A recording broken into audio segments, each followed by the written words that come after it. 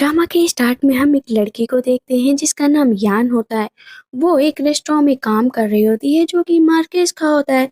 तो उसका काम होता है ना आग जलाने का प्लस बंस बनाने का। तभी उसे पता चलता है कि कुछ गड़बड़ हो गई है। वहाँ पर जो मार्केस होते हैं ना उनके घर पर कुछ लोग लड़ाई झगड़ा करने के लिए आ गए थे। इस वजह से क्योंकि वो पैरों से चल नहीं पाते थे जिससे उनकी शादी फिक्स हुई थी, वो शादी कैंसिल करना चाहते थे। इसी वजह से जबरदस्ती वो लोग वहां पर हंगामा क्रिएट कर रहे थे कि तुम जैसे लंगड़े इंसान से भला शादी करेगा भी कौन। अपनी शक्ल देखिए। पीछे से यान कहती है ऐसा भी क्या होगा, आखिर मार्केस को बैटल फील्ड में चोट लगी है, ऐसा भला क्यों कह रहे हैं ये लोग, क्यों एंगेजमेंट तोड़ रहे हैं। तब वहाँ पर नैनी बताती है क्योंकि मार्केस को चोट लग गई है। अपनी जिंदगी में ना तो आगे बढ़ सकते हैं ना ही उनके पैर अब क्योर हो सकते हैं। साथ में मैजेस्टी की तरफ से क्या पता उन्हें मारने का भी फरमान आ जाए, क्योंकि सुनाई दे रहा है कि मैजेस्टी बहुत ही जल्द फैसला लेंगे, उन्हें पनिशमेंट देंगे। कभी भी वो लोग आ सकते हैं। बताओ ऐसी सिचुएशन में इनके पास कौन रहेगा। मार्केस वहाँ पर मैरिज सर्टिफिकेट दे देते हैं कि ठीक है मुझे भी शादी नहीं करना है। वहाँ पर पिंगे जाता है और वो सर्टिफिकेट उन लोगों को दे देता है। वो आदमी कुछ ज्यादा ही मिसबिहेव कर रहा होता है, कहता है हाँ हाँ ठीक है ऐसा नहीं कर रहे हो। तभी मार्किस बाहर निकलते हैं, उनकी हालत बहुत खराब होती है। कहते हैं ये ले जाओ लेकिन दोबारा कभी भी टॉलरेट करने की कोशिश मत करना। तो वहां पर वो आदमी ना पलट कर बहुत तेज से मार्किस को मारता है। उसके हाथ में कुछ होता है तो पर सामने आ जाती है यान। कहती है कि यहाँ पर एंगेजमेंट तोड़ने आए हो या जान से मारने आए हो। मार्किस खूब तेज से चिल्लाते हैं कि जाओ यहाँ से। वो वहां से भाग जाता है और इस टाइम यान पीछे मुड़ती है। जो दोस्त होती है ना खींच कर किनारे ले जाती है। तभी पता चलता है कि उसके सेकेंड आंट और अंकल आ जाते हैं। कहते हैं यू जॉन, तुम्हारी हालत देखो कैसी, एकदम यूजलेस पर्सन।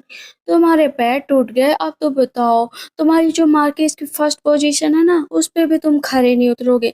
ऐसा करो वो पोजीशन मेरे बेटे को दे दो। कहती है ये लोग क्यों ऐसा कर रहे हैं, उनकी भी इज्जत है। तब नैनी कहती है तुम्हें बोलने की ज्यादा जरूरत नहीं है। सेकंड अंकल कहते हैं देखो तुम जैसे पर्सन से तो कोई शादी भी नहीं करेगा तो बच्चे कैसे होंगे। फिर इस मार्केस मेंशन को आगे भी तो ले जाना है। मैं बस तुम्हें रिमाइंड करा रहा हूँ, क्या पता तुम्हारे दिमाग में ये चीज बैठ जाओ और ये सारी जमीन जायदाद तुम मेरे नाम कर दो। आंट कहते रुको रुको, एक बार इन सारी मेड से पूछ लो, क्या पता तुमसे कोई शादी कर ही ले। वो सबसे पूछती तुम करोगी तुम करोगी तुम करोगी, लेकिन सब मना कर देते हैं। कहते हैं इनसे शादी करने का मतलब भी क्या पता कल ही मार दिए जाए। आंट कहती हैं देखो तुमसे तो कोई भी शादी नहीं करना चाहता है, कोई कॉन्कुबाइन बनने के लिए भी तैयार नहीं है। और हंसने लगती है। तभी यान बोलती है कि मैं करूंगी शादी। आंट कहती है भला तुम क्यों शादी करोगी।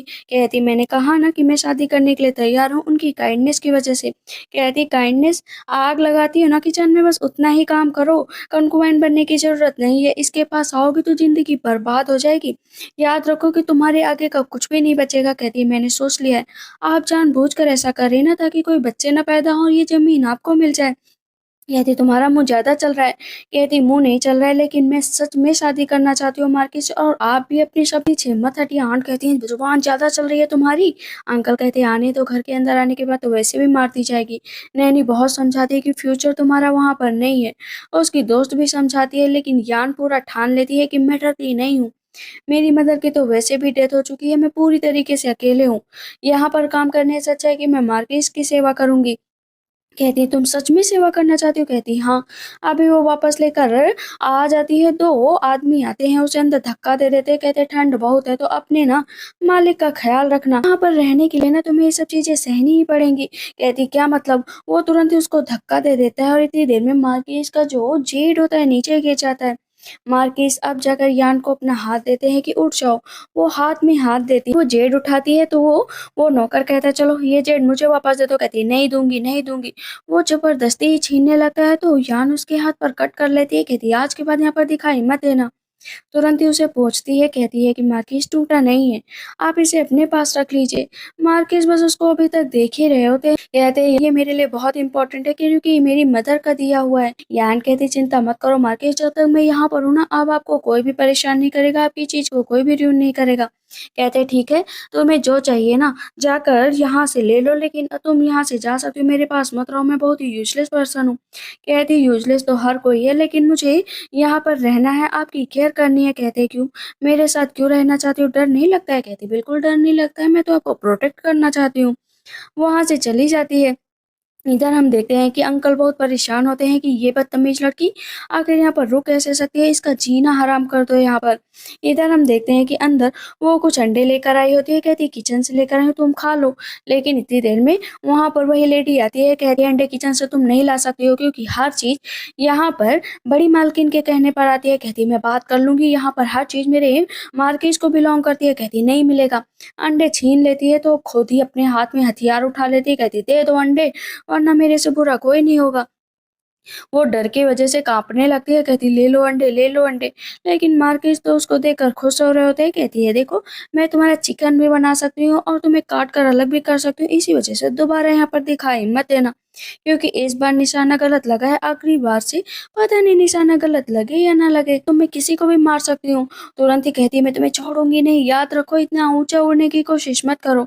मार्किस हंस रहे होते हैं। इधर मार्किस के लिए वो मीट बना रही होती है, कहती है चलो सूप तैयार हो चुका है, जल्द से जल्द पी लो ताकि बॉडी को थोड़ी सी राहत मिले। कहते लेकिन तुम्हें ये मिला कहाँ, किचन से लेकर आई हूँ, जल्द से जल्द खा लो ना। इतनी देर में कोई उसे पत्थर फेंक कर मारता है तो मार्किस उसको रोक लेते हैं अपनी बाहों में और मार्किस के हाथ पर चोट भी लग जाती है। पता चलता है बाहर कुछ बच्चे हैं जो ये शैतानी कर रहे थे। कहती है मैं इनको छोड़ूंगी नहीं, तुम्हें टेंशन लेने की जरूरत नहीं है। कहती है हाँ लेकिन हाथ पर चोट लग गई है उसका क्या। थी अंडा उठाती है और उल्टा साइड ही ना अंडे को रगड़ने लगती है। कहता है इधर चोट नहीं लगी, आगे साइड लगी। कहती सॉरी सॉरी, मैंने ना जल्दबाजी में ध्यान नहीं दिया। मार्किस बस उसको देख रहे होते हैं, स्माइल कर रहे होते हैं।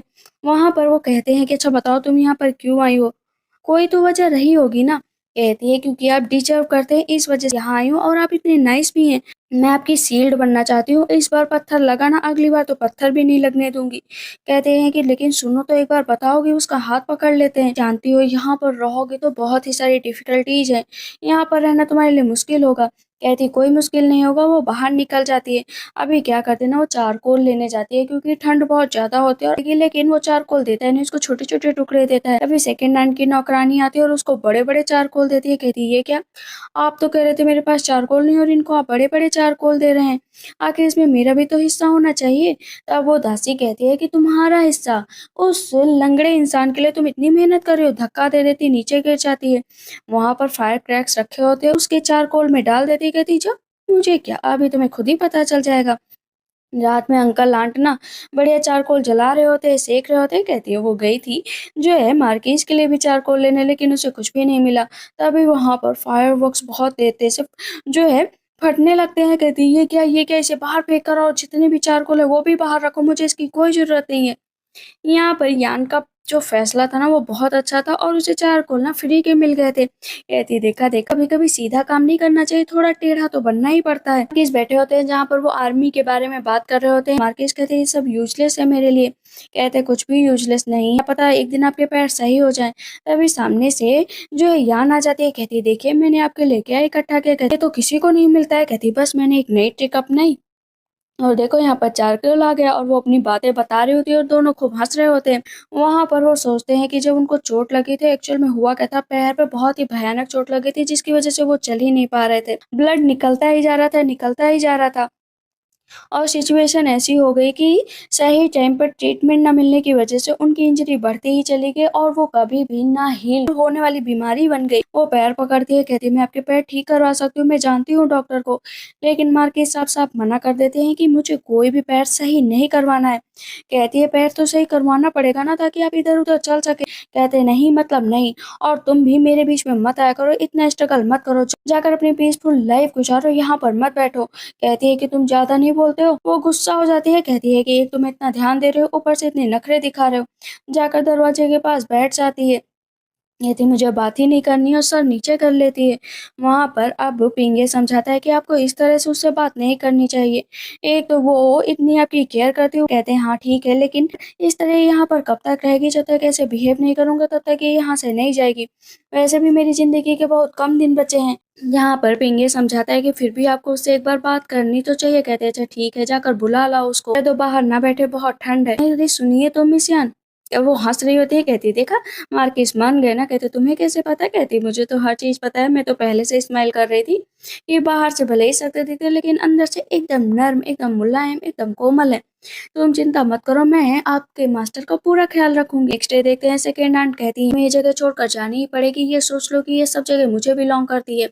बहुत जल्दी ही मेरे नाम हो जाएगी। ग्रैंड माँ से मिलने गई थी लेकिन आंट ने चारों तरफ पहरा लगवा दिया था कि ग्रैंड माँ से कोई नहीं मिल पाएगा, तो कागज इधर उधर नहीं होंगे जो लिखित वाले हैं और वो जमीन मुझे मिल जाएगी। पर यान कहती है मुझे तो आसानी से नहीं रोका जा सकता, मैं तो किसी और दरवाजे से ही चली जाऊंगी। अंदर जाती है तो ग्रैंड माँ टहल रही होती है, कहती है लेडी लेडी देखो मैं आ गई हूँ, मैं किसी तरह छुपते छुपाते आई हूँ, प्लीज अब मेरे ऊपर ना जजमेंटल बिल्कुल मत होइएगा, मैं बस अपने मार्केस को बचाना चाहती हूँ। कहती है लेकिन ये जुआन की हालत बहुत खराब है, तुम उसकी जिंदगी में आई मुझे पता चला, लेकिन मैं बाहर नहीं निकलूंगी, तुम ये लेकर कहती मुझे ये सब नहीं चाहिए। ग्रैंड माँ क्या करती है ना, वहाँ पर जो कागज रखे होते हैं ला कर दे देती है। कहती वाइल्ड गर्ल याद रखो कि मैं तुम पर भरोसा कर रही हूँ, बस ई जुआन के ऊपर तुम अपनी नजर रखना और उसका हमेशा ख्याल रखना। कहती ठीक है, बहुत ही जल्दी मैं आपको यहाँ से आजाद कराऊंगी, याद रखो ये पिंजरा आपके लिए हमेशा बंद नहीं रहेगा। कहती है मेरी चिंता मत करो, तुम बस ये जुआन का ध्यान रखो। तुरंत ही वो वहां से निकल जाती है।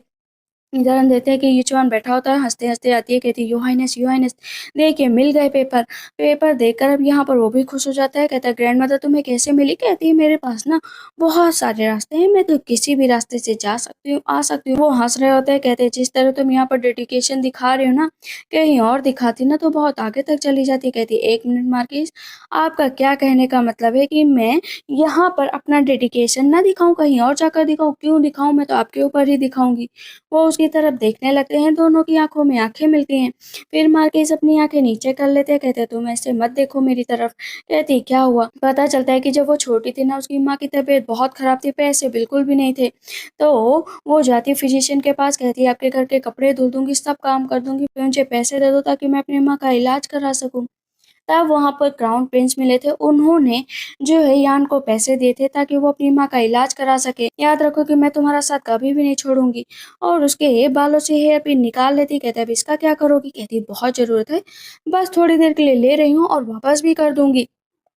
मैं वो जो ज़मीन है ना वो आपके नाम ही करवाने जा रही हूँ, इसकी वजह से मुझे हेड ऑफिस जाना पड़ेगा। कहते क्या मतलब हेड ऑफिस? तुरंत ही वो पिंगियान को बुलाते हैं और उसके ऊपर नजर रखो, मुझे लगता है अंकल और आंट वहाँ पर फिर से कोई ना कोई मामला जरूर क्रिएट करेंगे। इम्पल्सिव होने की जरूरत नहीं है, बस नजर रखना और उसके प्लान पर ध्यान देना। कहते ठीक है योर हाइनेस, जैसा आप कहें।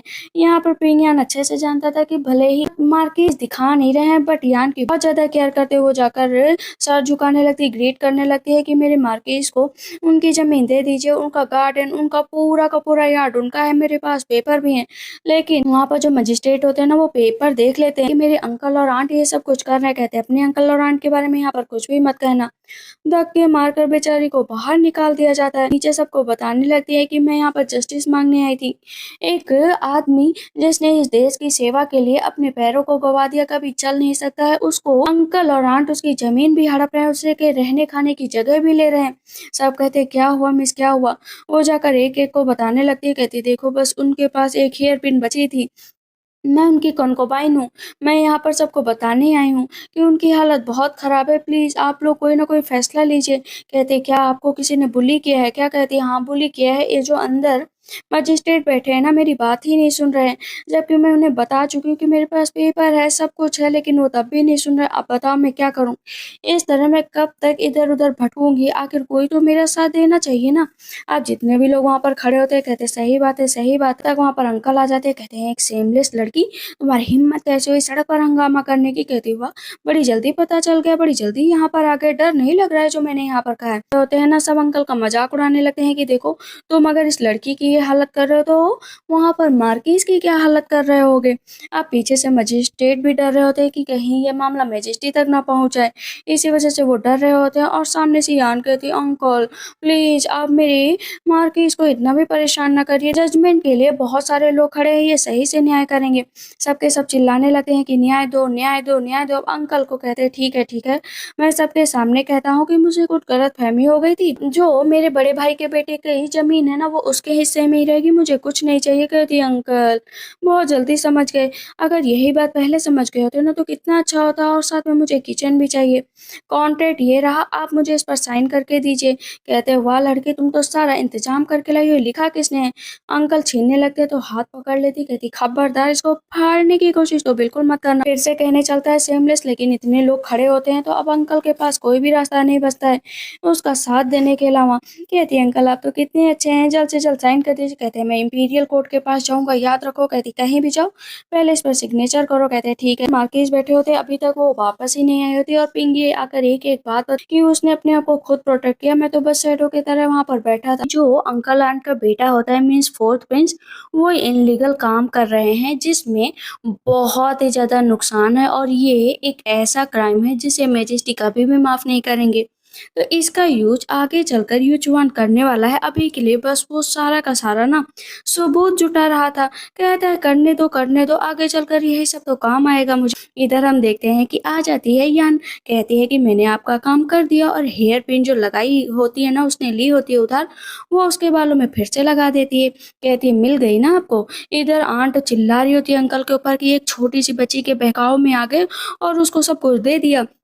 कहते हैं इतनी सिटी के सामने वो चिल्ला रही थी, अगर मैं उसे नहीं देता ना, पता है ना कि कितनी बेइज्जती होती। आ रही होती है यान, कहती हो तो तुमने डे केयर तो पा लिया लेकिन बहुत ही जल्दी रिग्रेट फील करोगी इस इंसान के पास रहने में। कहती जाओ जाओ अपना सामान लेकर यहाँ से निकलो, जहाँ जगह है ना वहां जाकर रहो। मेरे जो है मार्किस को परेशान करने की कोशिश मत करो और निकलो निकलो। सारा अनाज उन लोगों के ऊपर डालने लगती है कि तुम लोग अनलकी हो, यहाँ से निकलो। कहती है देखो ना ये हमारी कितनी बेइज्जती कर रही है, आप लोग कुछ बोल क्यों नहीं रहे हो। अंकल कुछ भी नहीं बोलते लेकिन फोर्थ प्रिंस पूरे टाइम देख रहे होते हैं यान को, क्योंकि सुंदर है, अच्छी है, आगे चलकर इसका फायदा उठाऊंगा। तरफ ग्रैंड माँ भी छूट चुकी होती है। कहते हैं कि तुम लोगों की इतनी हिम्मत की मुझे कैद करके रखा, इतने दिनों से मुझे बाहर नहीं निकलने दिया। ये दोनों माफी मांग रहे होते हैं। तब यहाँ पर ग्रैंड माँ कहती है भागो यहाँ से वरना बहुत बुरा हाल करूंगी।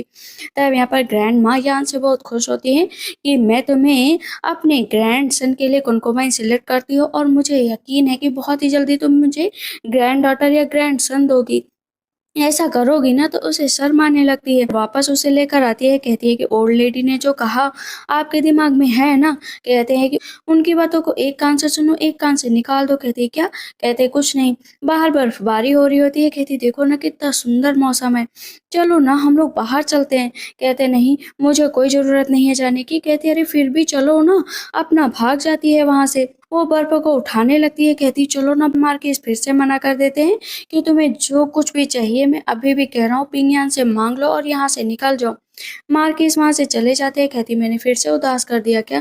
पिंगियान कहता है तुम्हें घबराने की जरूरत नहीं है, वो ऐसे ही हैं जब से उन्हें चोट लगी है। कहती वो ऐसे हैं लेकिन मैं ऐसी बिल्कुल भी नहीं हूँ। वो फिर से वहां से भाग जाती है और कोट लेकर आती है। कहती पता है बाहर ठंड लग सकती है पर चलना जरूरी है। कहते हैं कि कितनी बार कहूँ नहीं जाना। कहती मैं भी कितनी बार कहूँ कि मुझे सुनाई नहीं देता है, चलना पड़ेगा।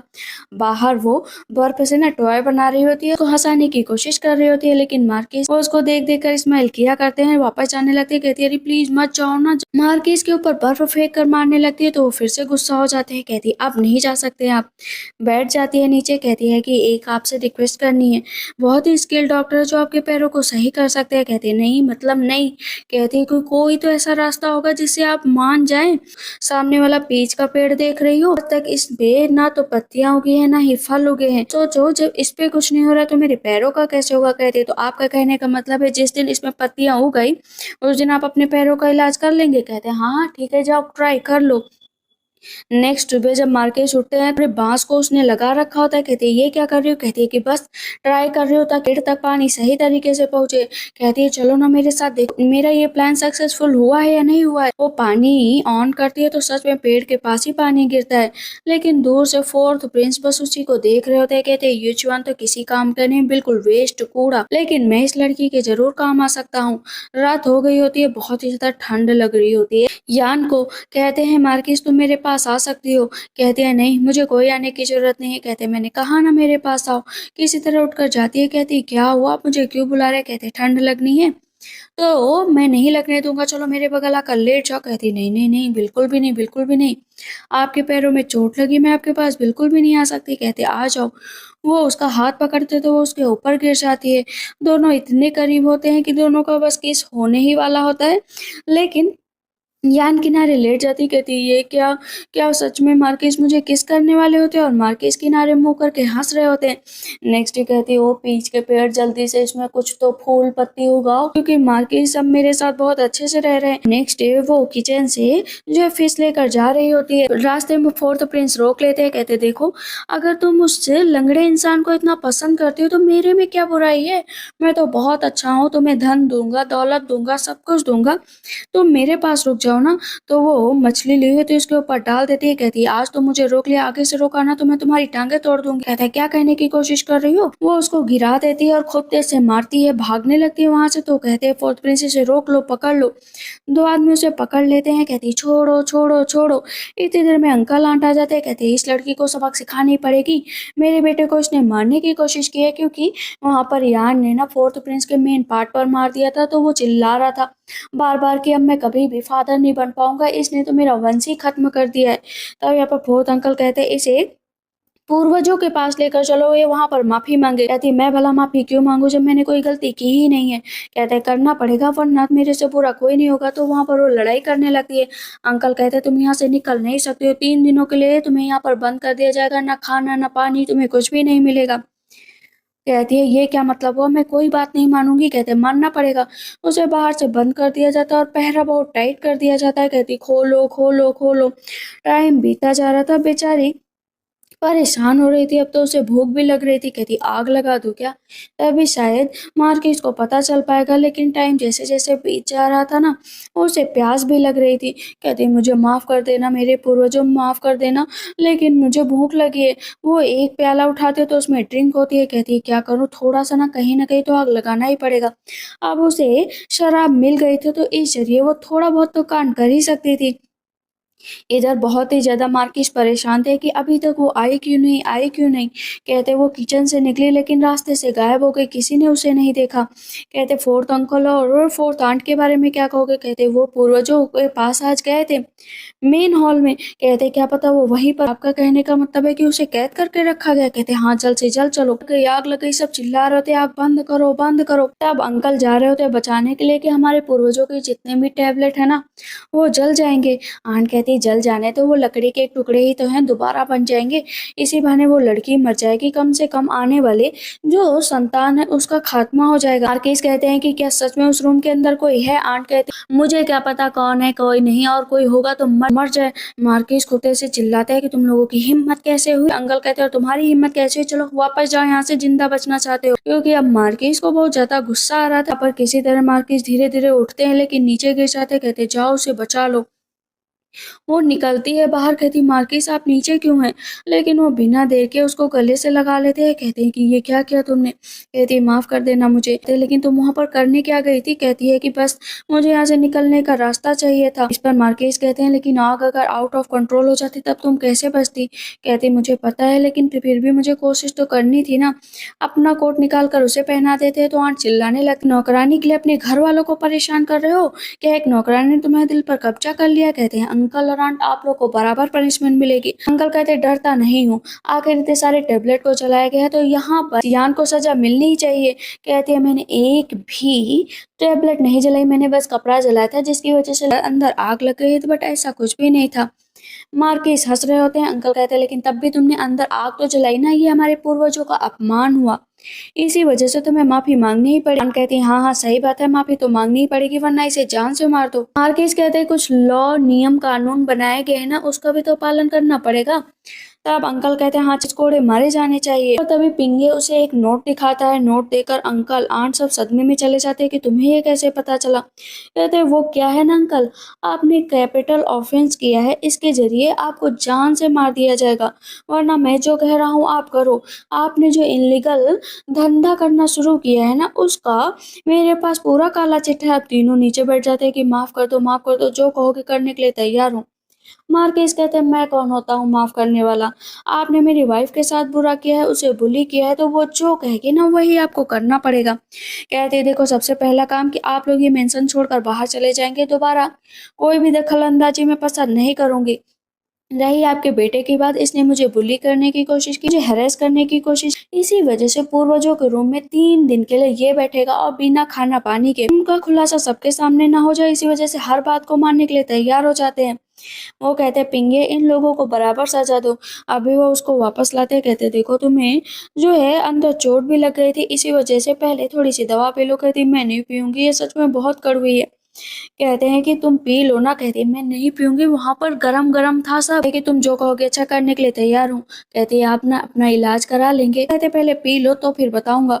वो 1 सेकंड नहीं लगाती और पूरी की पूरी दवा पी जाती है। कहते वाह तुम तो होशियार हो, मैंने तुम्हारे लिए सूप भी बनवाया था। कहते क्या आप किचन भी गए थे। कहते हाँ बिल्कुल, तुम मेरी केयर कर सकते हो तो मैं तुम्हारी केयर नहीं कर सकता हूँ। कहते वो सब छोड़ो, आप इलाज कराएंगे कि नहीं कराएंगे? मुझे लगता है कि आपके दिमाग में कुछ चल रहा है, आप बताइए। कहते चलो ठीक है, अगर तुम कह रही हो ना तो मैं इलाज करवा लूंगा। कहती क्या पीच के पेड़ में सच में पत्तियां आ गई क्या जो आप मान गए? चलो चलो देखो चलकर। कहते अरे बाद में देख लेना, अभी के लिए आराम करो। वो लेट जाती है, कहती है कि ब्लैंकेट अच्छे से मेरे ऊपर डाल दो। दोस्त आ जाती है ये नर, कहती है अरे तुम यहाँ पर, जो क्राउन प्रिंस तुम्हारे जो मार्केस हैं वो मुझे यहाँ पर लेकर आए कि मैं तुम्हारी देखभाल करूँ। कहती प्लीज मैं तुम्हारी दोस्त हूँ, मुझे यान कहकर ही बुलाओ ना, मुझे मिस मत कहो। कहती नहीं नहीं दोस्त हूँ, लेकिन जो तुम्हारा रुतबा है और जो मेरा है उसमें जमीन आसमान का अंतर है।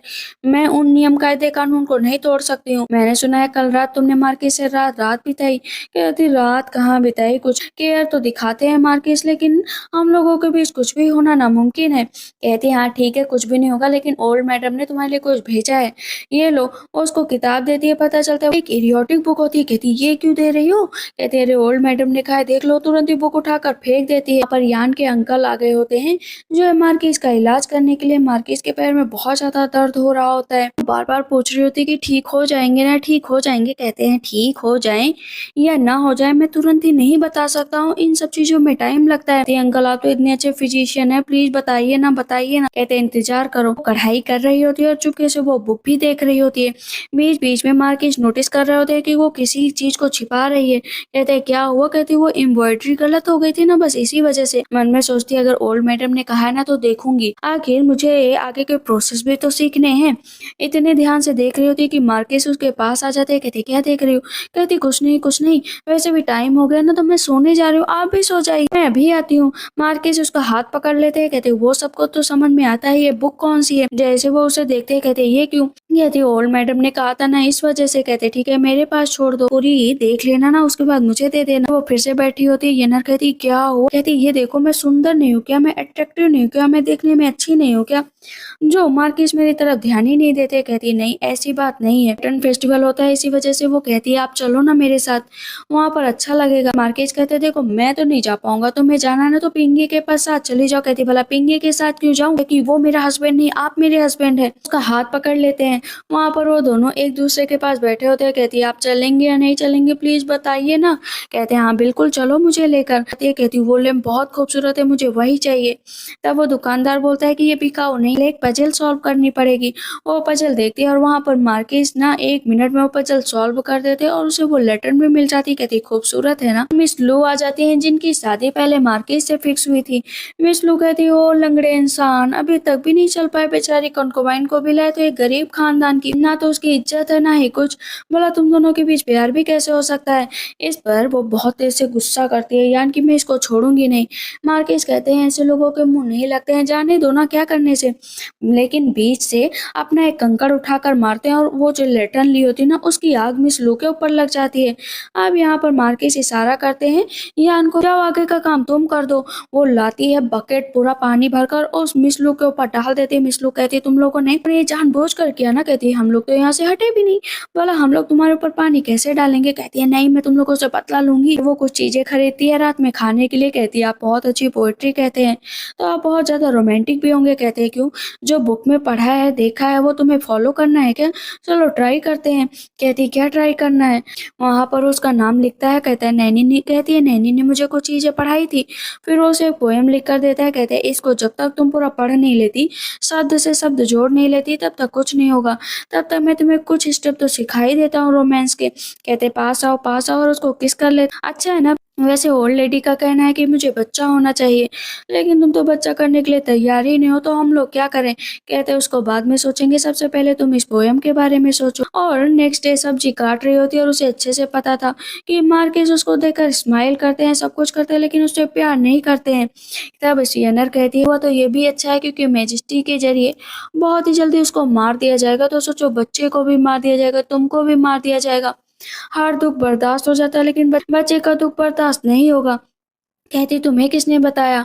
ये नर कहती है कि पूरे महल में ये खबरें फैली हुई हैं। इधर अभी फिजिशियन आते हैं, कहते हैं कि तुम काफी हद तक ठीक हो चुके हो, 6 महीने के बाद शायद तुम आराम से चलने भी लगोगे, युद्ध वगैरह लड़ने नहीं जा पाओगे, लेकिन अपने सारे काम कर लोगे। कहती, thank you so much uncle, के आपने बहुत अच्छा काम किया। मुझे पता है कि आज आपका बर्थडे है, इसी वजह से मैं आपके लिए नूडल्स बनाकर लेकर आई हूँ। कहते हैं, नूडल्स? तुम्हें किसने बताया कि आज मेरा बर्थडे? कहती है, अरे यहाँ पर सबको पता है। उसे एक ब्रेसलेट देता है, कहता है ये तुम्हारे लिए। कहती है, ये तो बहुत महंगा है। कहते हैं, महंगा है लेकिन ये तुम्हारे लिए ही है। तब इस पर पिंगे कहता है कि आज से पहले आपने किसी को कुछ नहीं दिया, तो इसे क्यों दिया? कहते हैं, जिसमें ये खुश रहे उसमें मैं खुश हूँ। तभी पिंगे बताता है कि आपको मैजेस्टी ने महल में बुलाया है। अब यहाँ पर यान थोड़ा बहुत डर जाती है कि सच में मैजेस्टी ने बुलाया है, मैं भी आपके साथ चलूंगी। वैसे भी आपको तो मार दिया जाएगा ना। कहते, तुम्हें किसने बताया? कहती, सब लोग बात कर रहे हैं, मुझे डर लग रहा है। कहते, कोई मुझे नहीं मारेगा, डरने की जरूरत नहीं है। वैसे भी तुम हो ना मेरे पास। वो उसको किस करने लगता है, जाने से पहले किस तो कर ही लो ना। कहती है, अरे बाद में भी मौका मिलेगा या नहीं मिलेगा। जान आगे बढ़ने चलती है, लेकिन मार्किस रोक देते भी नहीं। कहती है, देखो मैं जानती हूँ कि आगे जो भी होगा, अगर आपको मारा भी जाएगा और साथ में मुझे मारा जाएगा, मैं मरने के लिए तैयार हूँ। नेक्स्ट डे वो ग्रैंड माँ से मिलकर मैजेस्टी से मिलने के लिए जाता है, तो वो कोट लेकर आती। तभी सेकंड अंकल आंट आ जाते हैं कि देखो तो मैजेस्टी के पास जा रहे हैं, लेकिन इसे तो वहां पर मार दिया जाएगा। कहती, मारा जाएगा तब बात करना। मार्किस उसका हाथ पकड़ लेते हैं कि बेचारे परेशान है, घबराने दो, चिल्लाने दो। इतनी देर में वहां पर मैजेस्टी आ जाते हैं। कहते हैं, अरे तुम्हें सर झुकाने की जरूरत नहीं है। कहते हैं कि ठीक है मैजेस्टी, बताइए आप यहाँ पर क्यों आए? कहते हैं, क्यों आ नहीं सकता क्या? युद्ध के टाइम में तो मरने ही वाला था, लेकिन तुमने मेरी जान बचाई। अगर उस दिन तुम मेरी जान न बचाते तो आखिर आज यहाँ के मैजेस्टी जिंदा ही कैसे होते? कहती है, तो कमाल हो गया, तुमने सच में मैजेस्टी को बचाया? कहते हैं, हाँ, मैंने तो पहले ही कहा था कि मुझे नहीं मारा जाएगा। मार्किस को ड्यूक ऑफ निंगाओ की उपाधि दी गई थी, तो इतना सारा सोना चांदी सब कुछ मिल चुका था कि वो बहुत खुश हो जाते हैं। अंकल आंट कहते हैं, हम लोग भी तो फैमिली है ना, साथ में रहेंगे। ग्रैंड माँ कहती है कि पैसे देखे नहीं कि लालच तुम लोगों के अंदर भर गया। ज्ञान होती ग्रैंड माँ के पास बैठी होती है। तब ग्रैंड माँ कहती है कि ये बताओ आगे का तुम्हारा प्रोग्राम कैसा चल रहा है? क्या सच में तुम्हें लगता है कि मार्किस ठीक हो जाएंगे? कहती है, हाँ, अंकल ने बोला है कि 6 महीने के अंदर रिकवरी दिखेगी। वहां पर बहुत सारा सोना चांदी होता है। तो ग्रैंड माँ कहती है, ले लो, तुम्हें जितना भी कुछ चाहिए। कहते, नहीं नहीं, मुझे कुछ नहीं चाहिए। इतनी देर में मिस लू आ जाती है। जब से ड्यूक ऑफ डिंगाओ की उपाधि मिली थी ना, मिस लू की लाट टपकने लगी थी, साथ में उसके फादर की। तब यहाँ पर यान कहती है, आप लोग वापस कैसे आ गए? आप लोग ने तो शादी कैंसिल कर दी थी ना। मिस्टर लू होते हैं, बोलते हैं कि नहीं, ऐसी बात नहीं, मेरी बेटी बहुत परेशान हुई, बहुत ही तरह डिप्रेशन में चली गई। हम लोगों ने उसे फोर्स किया था कि वो मार्किस से शादी ना करे, बच्चे ना होते तो कितनी दिक्कत होती। पर यान कहती है, फायदा यहाँ पर देख कर आए हो। ग्रैंड माँ भी कहती है कि फायदा देख कर आओ, निकल जाओ यहाँ से। लेकिन वो बेशरम की तरह एक भी वहां से हट ही नहीं रहे होते। ग्रैंड माँ कहती, मैंने कहा ना कि जाओ यहाँ से। कहते, नहीं, आप लोग अच्छे से सोचिए और मुझे बताइएगा। तो ग्रैंड माँ कहते, तुम्हें डरने की जरूरत नहीं है यान, मुझे पता है कि तुमने मेरे ग्रैंड सन की बहुत ही ज्यादा केयर की है, बहुत ही ज्यादा उसका ख्याल रखा है। तो तुम कहीं भी रहोगे, किसी भी सिचुएशन में रहोगे, तुम्हें बच्चे भी होंगे ना, तो मैं उन्हें पाल पोस कर बड़ा करूंगी। रियल वाइफ किसी को भी बनाए, लेकिन तुम मेरी नजरों में सबसे आगे रहोगी। ये सुनना था कि यान का दिल टूट जाता है कि मतलब सच में ग्रैंड माँ जो है मार्किस की शादी कराना चाहती हैं, जबकि वो अब एकदम ठीक होने वाले हैं। मैजेस्टी को जब पता चलता है कि मार्किस ठीक होने वाले हैं, तो कहते, बताओ क्या तुम सच में उस लड़की से प्यार करते हो? क्योंकि इतने टाइम में मैं तुमसे बात कर रहा हूँ, 8 बार तो तुमने उसका नाम ले लिया है। वैसे अगर तुम शादी करना चाहते हो तो मैं उसे प्रिंसेस को उपाधि दे सकता हूँ। कहते हैं, नहीं, बस मैं उससे शादी करना चाहता हूँ। तुरंत ही मैजेस्टी डे केयर पास कर देते हैं कि अब उसे कोई मेड नहीं कहेगा, अब वो प्रिंसेस है और तुम उससे जाकर शादी कर सकते हो। लेकिन ग्रैंड माँ की बात सुनकर बेचारी यान का दिल टूट चुका होता है और लगातार ड्रिंक किए जा रही थी। येनर कहती है कि वैसे भी बड़े लोगों का कोई भरोसा नहीं, इतने दिन तुम यहाँ पर रही हो ना, तो वो भी अच्छा है। पर यान कहती है कि मार्किस तुम मुझसे हमेशा से ही छिपा रहे थे, आखिर वो एक अमीर लड़की से शादी करेंगे, उनके साथ अपनी जिंदगी बिताएंगे, मेरा क्या है? कहती लेकिन कुछ भी हो तुम ड्रिंक मत करो, तुमने वो बुक पढ़ ली थी तो उसे फेंक दो, अब उसकी कोई ज़रूरत नहीं है। कहती मैंने तो वो बुक इतनी पढ़ी, मैंने सोचा था कि मार्किस के साथ रोमांस करूँगी, रोमांस के यहाँ पर तो कुछ भी नहीं हो रहा, वो तो मेरे साथ बच्चा ही नहीं करना चाहते, और बताओ। तभी मार्किस आ जाते, कहते इसे क्या हुआ है? कहती मुझे नहीं पता है। तब वहाँ पर कहते अच्छा इसे रूम में छोड़ दो। देख रहे होते, कहते क्या हुआ तुम्हें? कहती है कि प्लीज़ मुझे छोड़कर मत जाओ ना। मार्किस कहती मार्किस नहीं, ड्यूक, ड्यूक प्लीज़ मुझे छोड़कर मत जाओ। मैं आपकी ज़िंदगी में पहली जगह पर हूँ या नहीं हूँ? कहते हैं हाँ तुम पहली जगह पर हो, ऐसी क्यों बातें कर रही हो? देखो ये डे केयर भी आ गया है। नशे में वो पढ़ ही नहीं पाती कि वो डे केयर किसके लिए है। उसे लग रहा था कि वो डे केयर किसी और लड़की के लिए, मीन्स मिस लू के लिए है। तो वो कहती मुझे कोई डे केयर नहीं पढ़ना, और खूब तेज़ से रोने लगती है कि आप तो मुझसे प्यार ही नहीं करते। कहते इम्पीरियल एडिक्ट है आके तुम मान रही हो। कहती मुझे कुछ नहीं सुनना, तुम्हें पता है ना कि मैं तुमसे कितना प्यार करती हूँ। वो इतना रो रही होती है, उसके आंसू लगातार गिर रहे होते हैं। मुझे मार्किस की तरह नहीं बल्कि अपनी तरह से प्यार करती हो ना? कहती हाँ अपनी तरीके से प्यार करती हूँ। लिप्स पर बहुत तेज़ से कट कर लेती है। नार्गिस कहते हैं ठीक है रिस्पॉन्सिबिलिटी लेने के लिए तैयार हूँ। वहाँ पर उसको किस करते हैं और उसके साथ अपनी रात बिताते हैं। सुबह होते जब उसका नशा उतरता है तो उसे फिर से याद आता है कि मार्किस ने तो किसी और से शादी का प्लान कर लिया और वो सेकंड वाइफ बनकर तो यहाँ पर नहीं रह सकती, खासकर उस मिस लू के अंडर में तो बिल्कुल नहीं। कहती है माफ करना मार्किस, लेकिन मैं चाहती हूँ कि अपनी जिंदगी में आप एकदम खुश रहो, मुझे भूल जाओ। सेकंड डे मिस लू फिर से आती है नया, वहाँ पर नाटक करने नीचे बैठ जाती है कि मैं तब तक बैठी रहूंगी जब तक आप शादी करने के लिए हाँ नहीं बोल देती। पुलिस आ जाते हैं, कहते हैं कि तुम यहाँ से जा सकते हो। मिस लू कहती है बिल्कुल नहीं जाऊंगी, मैं आपसे शादी करूंगी, मैं आपसे इतना प्यार करती हूँ। कहते हैं प्यार, प्यार तो मैंने तुमसे कभी किया ही नहीं। मैजेस्टी का डे केयर है, मेरी शादी फिक्स की गई है फियान के साथ, और तुम्हारे साथ तो वैसे भी नहीं हो सकती। मिस लू बहुत तेज से गुस्सा कर रही होती है कि आप आखिर ऐसा कर कैसे सकते हैं। कहते हैं कि जैसे आई थी वैसे ही चली जाओ। तो दोनों नौकरानी ना डंडा उठाने लगती है, कहती है कि इसकी क्या जरूरत जब मार्किस ही मेरे नहीं होंगे। तभी पता चलता है कि वहां से लेडी गायब हो चुकी है। कहते हैं ऐसे कैसे गायब हो चुकी? अब पीछे से मिस लू ये सारी बातें सुन लेती हैं। उन्हें लगता है कि अभी भी मेरे पास टाइम है, नज़र पूरी रखो इस घर पर। तब येनर को बुलाया जाता है। येनर बताती है कि यान को लग रहा था कि आप एक बड़ी फैमिली में शादी करेंगे, इसी वजह से जाते जाते उसने आपके लिए एक मैसेज छोड़ा है कि अपनी ज़िंदगी में हमेशा खुश रहना, जल्दी से चलने लगना, बस याद रखना कि मैं आई और हवा के झोंके की तरह चली गई। कहते हैं मैं उसे ढूंढ कर ही रहूंगा, चारों तरफ से नौकरों को फैला दो, साथ में उसका पोर्ट्रेट भी लगवा दो। यान एक नया रूम ले लेती है जो पूरा टूटा हुआ होता है, रेस्टोरेंट भी खोलने के लिए। एक लेडी को बहुत मार रहे होते हैं कुछ लोग, तो जाकर वो उसे बचा लेती है। कहती है मेरे पास थोड़े पैसे हैं, मैं इसको ले सकती हूँ। वो उसको एक हिसाब से खरीद लेती है और उसे वो बंस खाने को देती है। कहती है अपनी जिंदगी अच्छे से गुजार लेना। कहती लेकिन आप मेरी हेल्प क्यों कर रही हैं, ये तो बताइए। यान कहती है कि किसी ने मेरी पहले हेल्प की थी, अब मैं उसी तरह किसी और की हेल्प कर रही हूँ। वहाँ से वो जाने लगती है तो पीछे से अपना भी जाती है। कहती लेडी आप मुझे अपने यहाँ काम दे दीजिए, आप जो कहेंगी ना मैं करने के लिए तैयार हूँ। बहुत ज़्यादा ढूंढने के बाद भी मार्किस को यान का पता नहीं लग रहा था। मार्किस चलने की भी कोशिश करते हो जाते हैं लेकिन रो बहुत ज़्यादा रहे होते हैं कि देखो यान मैं तो चलने भी लगा लेकिन तुम मेरे सामने हो ही नहीं। किसी तरह जाते उस पीच के पेड़ के पास, कहते देखो तुम्हारी मेहनत भी रंग लाई और यहाँ पर पीच के पेड़ में फूल भी आ गया। यान ने नया रेस्टोरेंट ओपन कर लिया था, जो है बारबेक्यू कर रही थी, सबको खिला रही थी। उसके हाथ का खाना सभी को पसंद आ रहा था, लेकिन मार्किस ने खाना पीना सब छोड़ दिया था।